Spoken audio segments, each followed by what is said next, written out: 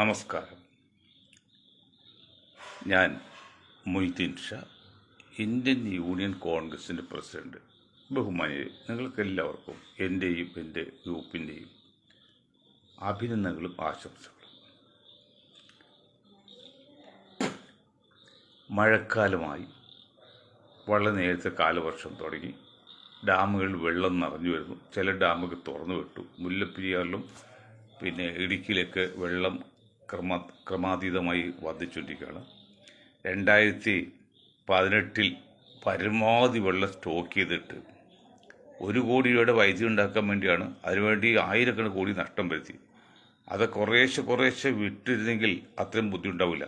അതുപോലെ മണ്ടത്തരം ഇനി കാണിക്കുന്നത് ഇലക്ട്രിസിറ്റി ബോർഡിനോടും സർക്കാരിനോടും പറയാം.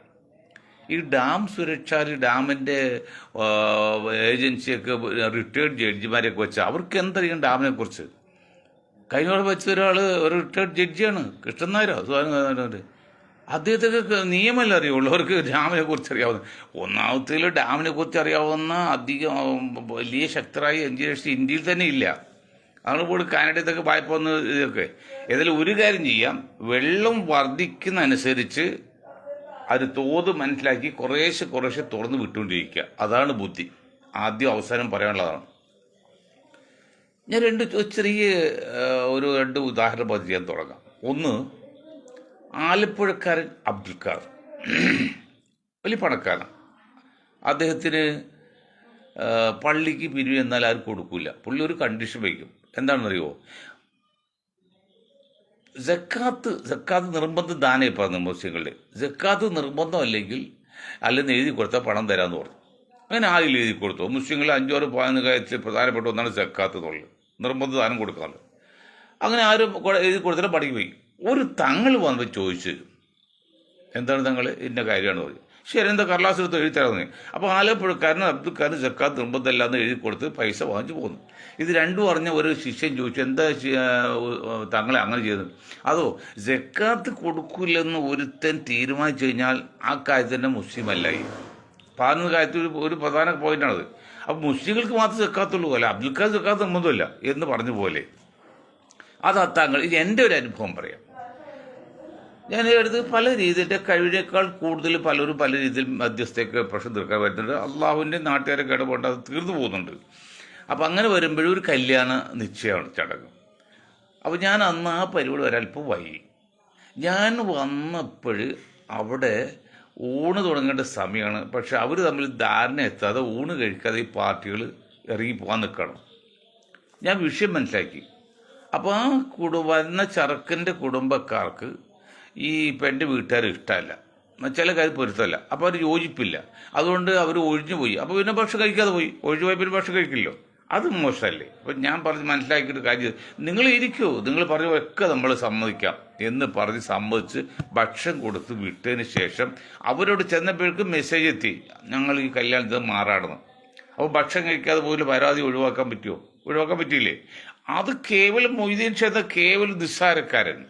അങ്ങനെയെങ്കിൽ രാഷ്ട്രമീമാംസ എന്ന് പറയുന്ന പ്രതിപക്ഷ നേതാവ് തുടർന്ന അഡ്വക്കേറ്റ് സതീശൻജിക്ക് രാഷ്ട്രീയമായിട്ട് എന്തെങ്കിലും ഒരു കോമൺ സെൻസ് ഉണ്ടെങ്കിൽ, UDF ജയിക്കണമെന്ന് ആഗ്രഹമുണ്ടെങ്കിൽ, മുസ്ലിം ലീഗ് ഉൾപ്പെടെ ഒരു ഭരണം കേരളത്തിൽ വരണം എന്ന് ആഗ്രഹമുണ്ടെങ്കിൽ സതീശൻജി കളിക്കട്ടെ. അങ്ങനെയല്ലായിരുന്നു സതീശൻജി. പിന്നെ എങ്ങനെ കളിക്കണം? സതീശൻജിക്ക് അറിയാലോ, ഒരു പട്ടാളക്കാരൻ അല്ലെങ്കിൽ ഒരു പോലീസ് വണ്ടി 40-50 വേണ്ടാവും. ആ പോകേണ്ട വേയിൽ അവൻ എന്തെങ്കിലും കുറ്റം ചെയ്താൽ അവരൊന്നും ചെയ്യില്ല, അവരോട് രക്ഷപ്പെടുത്തും. എന്നിട്ട് ക്യാമ്പിൽ ചെന്നാണ് ഫയർ ചെയ്യുന്നത്. അതുപോലെയാണ് അൻവർ പറയുന്നു, ഇങ്ങനെ ധിക്കാരം കാണിച്ചു. അത് ശരി തന്നെയാണ്, യാതൊരു സംശയമില്ല. ആ ഒരു രാഷ്ട്രീയക്കാരന് പറയാൻ പറ്റിയ രീതിയിലല്ല അൻവർ ചെയ്തതെന്ന കാര്യം സംശയമില്ല. ഒരു പ്രതിപക്ഷ നേതാവിനോട് കാണിക്കേണ്ട മര്യാദ പോലും കാണിച്ചില്ല. അതെല്ലാം ശരിയാണ്.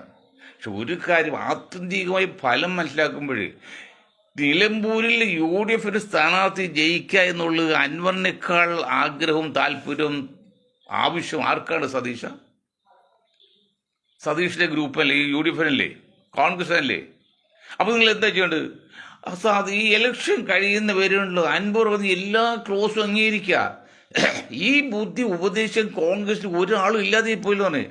എല്ലാ ഡിമാൻഡും അംഗീകരിച്ചിട്ട് പിന്തുണ കൊടുത്ത് സ്ഥാനാർത്ഥി ജയിപ്പിച്ചെടുക്കാം. ഞാൻ ചോദിക്കട്ടെ, നിങ്ങൾ എന്നേക്കാളൊക്കെ വലിയ രാഷ്ട്ര മീമാംസകനും ബുദ്ധിജീവികളൊക്കെയാണ്, പരമ്പരയുള്ളതാണ്, MLA ഒക്കെയാണ്. ഈ അൻവറിനെ മുന്നണി എടുത്തു നിങ്ങൾ എന്ന് പറഞ്ഞു ചെയ്തിട്ട് നാളെ ഇലക്ഷൻ വരും അൻവറിന് പറഞ്ഞു എന്താ പ്രയാസമുള്ളത്? ഇപ്പം ഞാൻ എൻ്റെ പാർട്ടിയിൽ ഒരാൾ നിർബന്ധിച്ച് ഞാൻ അയാളെ സ്ഥാനത്ത് വെച്ച് അടുത്ത കമ്മിറ്റി അയാളെ മാറ്റാൻ പാടില്ലേ? അയാൾ ചെയ്യാൻ പറ്റുമോ? അത് അൻവറിന് എല്ലാ ഉപാധിയും സ്വീകരിച്ചുകൊണ്ട് UDF-ൽ പറയുന്ന എല്ലാം UDF ചേർത്ത് മുന്നോട്ട് പോവുകയും ഇലക്ഷനിൽ സപ്പോർട്ട് വാങ്ങിക്കുകയും ചെയ്തിട്ട് അവിടെ എന്താണ് പ്രഥമ ലക്ഷ്യം, പ്രാധാന്യം എന്താണ്? ഈ നിലമ്പൂരിൽ UDF സ്ഥാനാർത്ഥി ജയിപ്പിക്കുക എന്നുള്ളതാണ്. മനസ്സിലായില്ലേ? ഇത് മറ്റ് കോൺഗ്രസ് നേതാക്കൾക്കും LDF-കാർക്കും UDF-കാർക്കും BJP-ക്കാർക്കും ഒക്കെ ബാധകമാണ് ഈ പറഞ്ഞ പോയിന്റ്. ഇതൊക്കെ മനസ്സിലാക്കാനും ഉപദേശിക്കാനും ഒരൊറ്റ മനുഷ്യകുലത്തിൽപ്പെട്ട നേതാക്കൾ ഇന്ത്യയിൽ കേരളത്തിൽ ഇല്ലാതെ പോലും എനിക്ക് സങ്കടം തോന്നാണ്. ആ എന്ത് വില കൊടുത്തും അൻവറിനെ ഇവിടെ നിർത്തണം. ഇവിടെ അസംബ്ലി ഇലക്ഷനെ ആര് ജയിപ്പിക്കണം? UDF സ്ഥാനം ജയിപ്പിക്കണം. UDF സ്ഥാനാർത്ഥി ജയിച്ചു കഴിഞ്ഞാൽ അൻവറിൻ്റെ ഇട്ടൂടി അടിക്കാൻ പാടില്ലേ? ഈ ബുദ്ധി പോലെ തോന്നില്ലല്ലോ എൻ്റെ സതീഷ. നിങ്ങളൊക്കെ എങ്ങനെയാണ് ഇനി UDF ഭരണത്തിൽ കയറ്റുന്നത്? നിങ്ങളൊക്കെ നേതൃത്വത്തിൽ തന്നെയുമല്ല, കുഞ്ഞാക്കായും മുസ്ലിം ലീഗിൻ്റെ നേതാക്കളും മനസ്സിലാക്കേണ്ട കാര്യമുണ്ട്. നിങ്ങൾ ഉൾക്കൊള്ളുന്ന ഒരു ഭരണം കേരളത്തിൽ വരാൻ സംഘപരിവാറും LDF-ഉം കോൺഗ്രസ് ഒരു വിഭാഗവും തയ്യാറല്ല. ഇവിടെ കളി ഭയങ്കരമാണ്. ഇവിടെ നമ്മൾ മനസ്സിലാക്കേണ്ട കാര്യമുണ്ട്. ഈ അൻവർ അത്ര മോശക്കാരാണോ? അല്ല. 2 വർഷം MLA ആളല്ലേ, വിദ്യാഭ്യാസ ആളല്ലേ. അങ്ങനെ ഒരു UDF-ന്റെ സ്ഥാനാർത്ഥി UDF പ്രഖ്യാപിച്ചാൽ അതിന് എതിര് പറയാൻ പാടില്ല എന്ന് ഏത് ഞാൻ കഴിഞ്ഞ ദിവസം പറഞ്ഞല്ലോ, 3ാം ക്ലാസ്സിൽ പഠിക്കുന്ന കുട്ടിക്ക് 8 വയസ്സോ കുട്ടിക്ക് പോലും അറിയാം അങ്ങനെ പറയാൻ പാടില്ലത്. എന്നിട്ട് അൻവർ പറഞ്ഞെങ്കിൽ അതിലൊരു ഉദ്ദേശമുണ്ട്. അവിടെ നിങ്ങൾ മനസ്സിലാക്കുക. ഞാനൊരു 2 ആഴ്ച മുമ്പ് പറഞ്ഞിരുന്നു, ഇതിൽ പിണറായി വിജയൻ്റെയും അൻവറിൻ്റെയൊക്കെ ഒരു കളിയുണ്ടെന്ന്. അപ്പോൾ പിണറായി വിജയനും അൻവറും സതീശനും ആ police officer Ajith Kumar police ബുദ്ധി, പോലീസ് യുക്തി, പോലീസ് ഐഡിയ ഇതെല്ലാം ചേർന്ന് കോക്കസാണ്. അത് കുഞ്ഞാക്കും മറ്റേ KC വേണുപോലൊന്നും മനസ്സിലായിട്ടില്ല. സതീശൻ ഇതിൽ ശരിക്ക് കളിക്കുന്നുണ്ട്. സതീശനും പിണറായി വിജയനും ഒരു കൈയാണെന്ന് പണ്ട് ആരോ പറഞ്ഞത് വളരെ കറക്റ്റാണ്. അത് അൻവറും അതിൻ്റെ കൂടെ ഉണ്ടെന്ന് സംശയിക്കരുത്.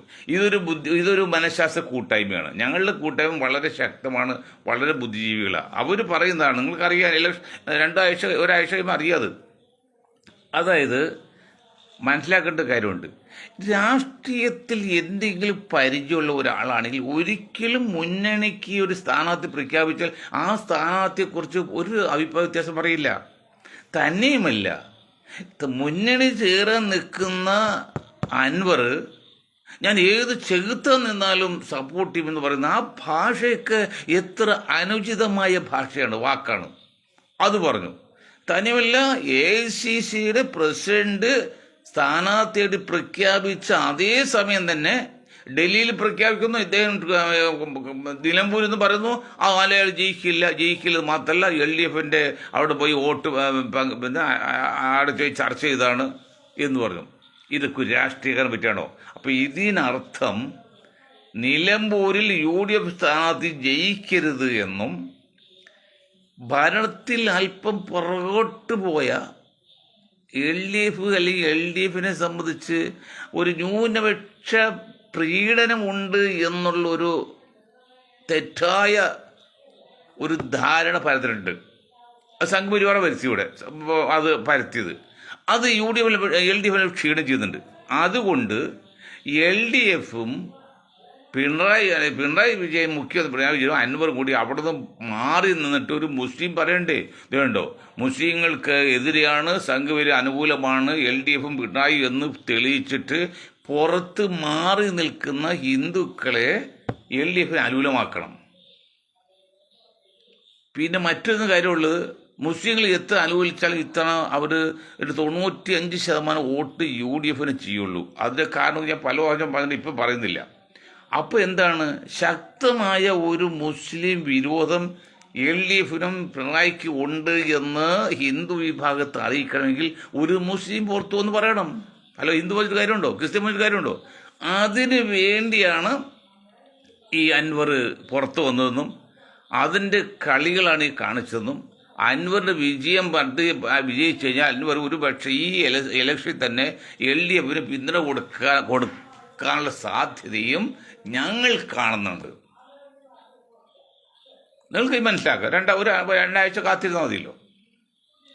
അതിനർത്ഥം മുസ്ലിം ലീഗുള്ളൊരു ഭരണം കേരളത്തിൽ സംഘ് പരിവാർ സമ്മതിക്കില്ല.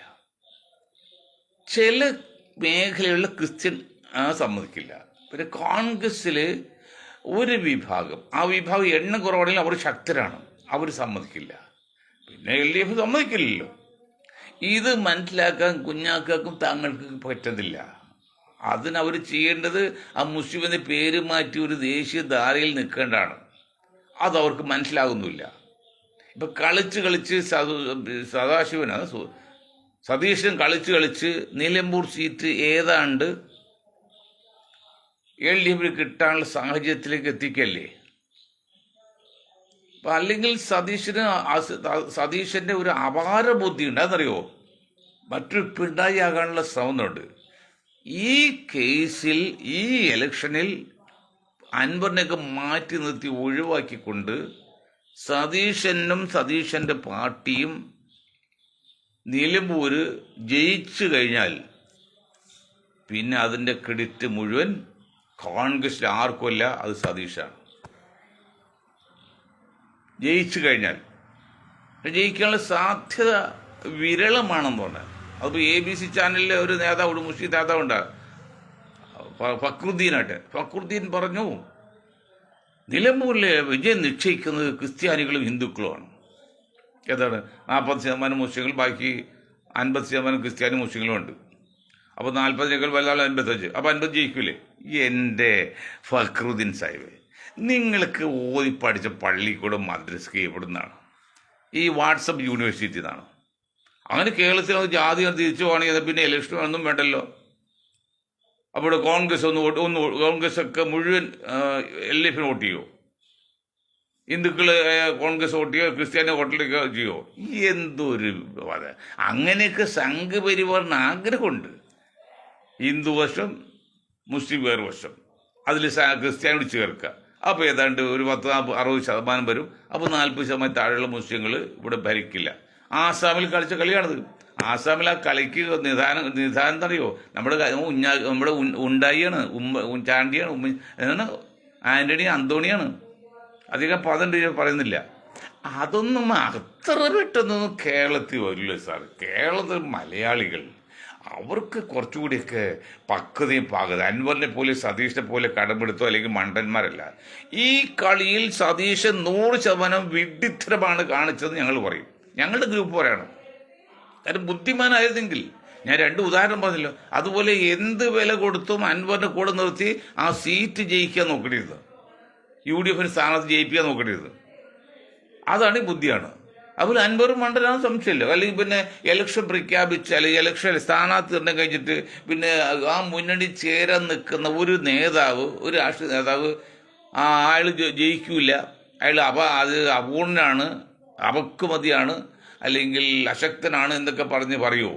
അതേ നിമിഷം തന്നെയുമല്ല ആ സ്ഥാനാർത്ഥി പ്രതിപക്ഷത്തായിട്ട് രഹസ്യ ചർച്ച നടത്തിയെന്ന് പറയുന്നു. അപ്പോൾ പ്രതിപക്ഷമായിട്ട് രഹസ്യം നടത്തിയിട്ടില്ല എന്ന് അവിടെ സെക്രട്ടറി പറയുന്നു. CPMന്റെ സെക്രട്ടറി പറഞ്ഞു ഞങ്ങളായിട്ട് അങ്ങനെ ഒരു ചർച്ച നടത്തില്ല. അപ്പോൾ ആ ഒരു ആരാ കള്ളു പറഞ്ഞത്?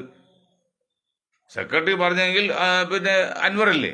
അപ്പോൾ അതുകൊണ്ട് അൻവറും മണ്ടനും വിഡ്ഢിയാണ്. അല്ലെങ്കിൽ അൻവർ എന്താ ചെയ്യണ്ടേ? ഞാൻ സതീഷിനോട് പറയാണ്, എന്ത് കേസും ഒത്തു നിന്നിട്ട് UDFിൽ ചേരാൻ താല്പര്യമുണ്ടെങ്കിൽ ഇങ്ങനെയൊക്കെയാണ് പറയേണ്ടത്. അപ്പോൾ UDFിൽ ചേരുക എന്നുള്ളതല്ല അൻവറിന് പണി. അങ്ങനെ ചെയ്യുകയാണെങ്കിൽ രമ വന്ന്, ഉമ വന്ന്, അവരൊക്കെ എന്ത് ഒത്ത് യോജിച്ച് ആ മുന്നണി UDFിൻ്റെ കൂടെ നിന്ന് ഇലക്ഷനിൽ മത്സരിച്ച് ജയിച്ചു പോകുന്നു. ചെയ്തില്ലേ? ഇനി വേറൊരു കാര്യം ഇന്നിപ്പോൾ പലരും പറഞ്ഞുണ്ട്. ഇനിയിപ്പോൾ സതീശൻ്റെ ആത്മാർത്ഥത ചോദ്യം ചെയ്യേണ്ടി വരുന്നു.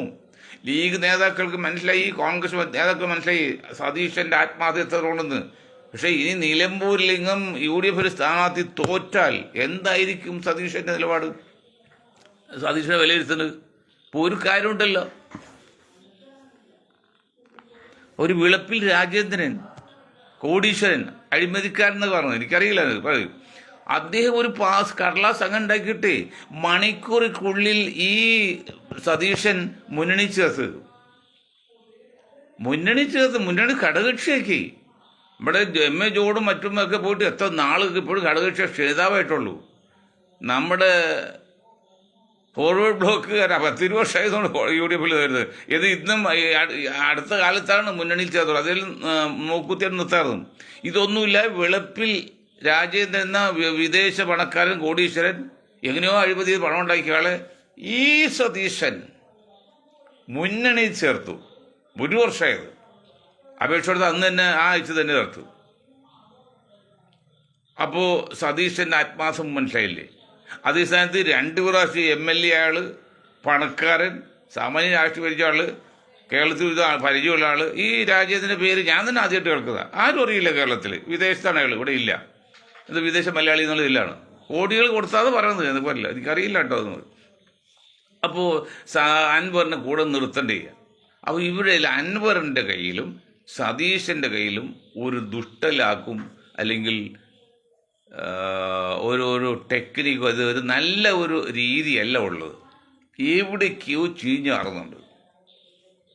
എവിടെയൊക്കെ ഇവിടെ പലരും പറഞ്ഞു പിണറായി വിജയനും സതീശനും കൂടി ഒറ്റ കൈയാണ്. അത് കാരണം ഈ രമേശ് ചെന്നിത്തല നിൽക്കുമ്പോൾ കുറേയൊക്കെ സമരം നടത്തി. ഈ സതീശൻ പ്രതിപക്ഷ നേതാവിന് ശേഷം അറിയപ്പെടുന്ന ഒരു സമരമെങ്കിലും കേരളത്തിൽ LDF ഗവൺമെൻറ് ചെയ്തിട്ടുണ്ടോ? കുഞ്ഞാക്കയും പിന്നെ പിണറായി തമ്മിലുള്ള ബന്ധമൊക്കെ അറിയാലോ.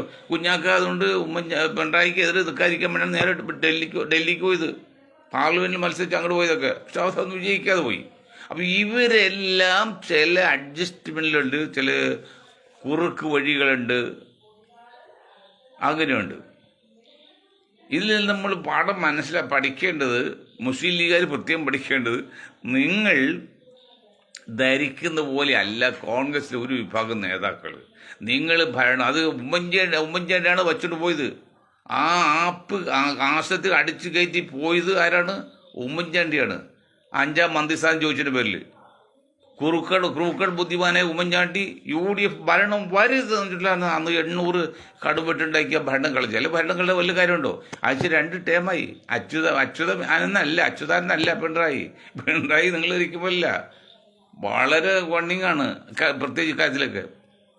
അങ്ങനെയൊക്കെ വന്ന പേരിൽ മുസ്ലിം ലീഗ് കൊണ്ട് പറയണം, നിങ്ങൾ എത്ര വെള്ളം ഒഴിച്ചാലും പാല് വെച്ചാലും നിങ്ങളൊരു ഭരണം കേരളത്തിൽ വന്നാൽ അത് അത്ഭുതമായി, 8ാമത്തെ അത്ഭുതമായി പോകും. അത്ര കണ്ട് ശക്തി കേന്ദ്ര ഭൂരിപക്ഷത്തോടെ ഉണ്ട്.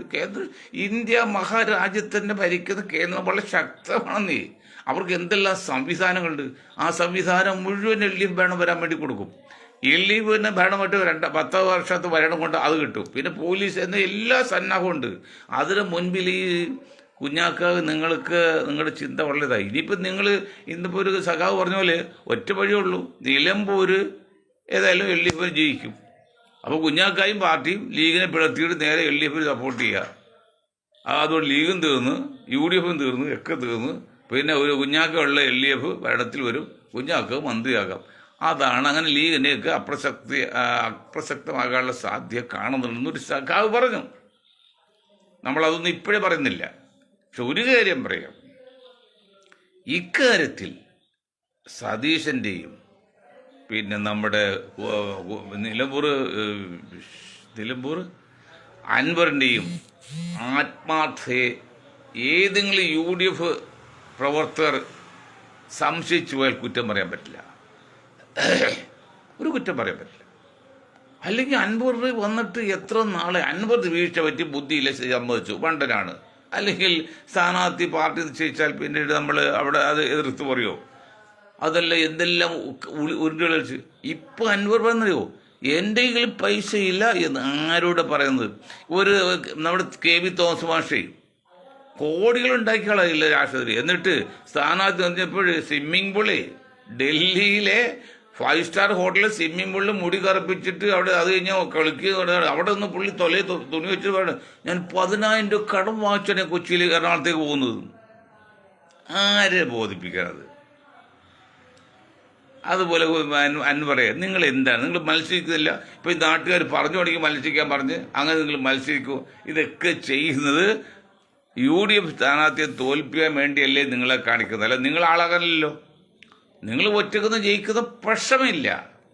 നിങ്ങൾ മാത്രമല്ല, ഇപ്പം ഈ ഉമ്മൻചാണ്ടി ഭരിച്ചു, ഇപ്പം ഇപ്പോൾ ഏതെങ്കിലും കോൺഗ്രസ് നേതാവ്, ഏതെങ്കിലും UDF നേതാവ് ഒറ്റക്ക് നിന്ന് മത്സരിക്കാൻ പറ്റുമോ? ജയിക്കുമോ?